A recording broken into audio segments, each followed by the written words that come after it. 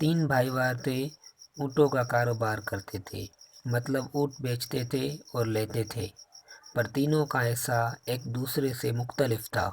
पहले बंदे का ऐसा था कि जितने भी ऊँटों की बचत होगी उसका आधा हिस्सा पहले बंदे का होगा। दूसरे बंदे का ऐसा था कि जितने भी ऊँटों की बचत हुई उस बचत का तीसरा हिस्सा उस दूसरे बंदे का होगा। अब तीसरे बंदे का ऐसा था कि जितनी भी ऊँटों की बचत हुई उस बचत का 9वां हिस्सा उस तीसरे बंदे का होगा, मतलब कि 9 हिस्से होंगे और छोटे में छोटा हिस्सा उसका था, और 17 ऊँटों का आधा हिस्सा हो रहा था 8.5।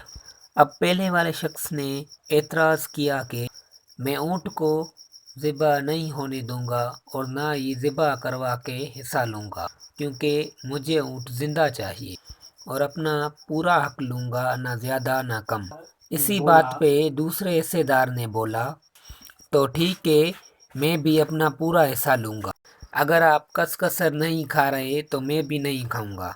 अब सबसे जिसका छोटा हिस्सा था, यानी कि 9वां हिस्सा, उस बंदे ने बोला कि मेरा तो आप दोनों से कम हिस्सा है, भी अपना पूरा ही हक लूँगा।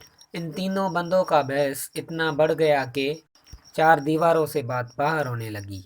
फिर ये काफ़ी सारे लोगों से मिले और बातचीत की, और सब ने ये कहा कि आप तीनों बंदों में से किसी न किसी को तो कसर खानी पड़ेगी, या फिर एक ऊँट को ज़िबा करके अपना अपना हिस्सा तकसीम करो।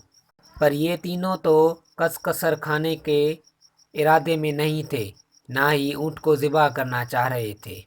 ज़िद अना इतनी बढ़ गई कि मसला हल ही नहीं हो रहा था। एक शख्स ने इन तीनों को मशवरा दिया कि आप मौला अली अलैहिस्सलाम की दरबार में जाएं, मसला हल करवाएं, इंशाल्लाह हल हो जाएगा। तीनों बंदे इस बात पे मुतमईन हो गए कि ठीक है, अगर हमारा मसला वहाँ से हल हो सकता है तो आप सब भी साथ चलें। फिर जब दरबार में पहुँचे तो अरबुस्तान के लोग अरब भी ये देखने आए कि इतना मुश्किल मसला कैसे हल होगा।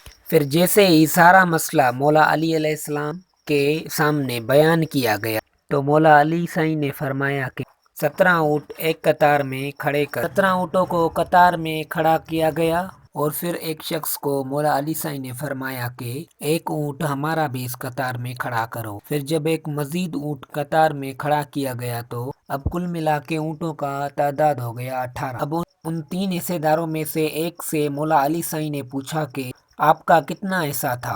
तो उसने कहा मेरा बचत का आधा हिस्सा था, मतलब कि 18 ऊँटों का जो आधा हिस्सा होता है 9 ऊँट।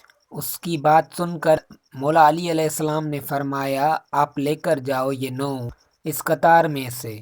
उसके बाद वो आदमी अपना हिस्सा मतलब कि 9 ऊँट लेकर वहाँ से चला गया। फिर दूसरे शख्स से मौला अली साई ने पूछा कि आपका हिस्सा कितना था? तो उसने जवाब दिया कि मेरा बचत का तीसरा हिस्सा है, यानी कि 18 ऊँटों का तीसरा हिस्सा होता है 6 ऊँट। फिर उसे मौला अली अलैहिस्सलाम ने कहा कि आप अपने 6 ऊँट लेकर आप भी चले जाएं।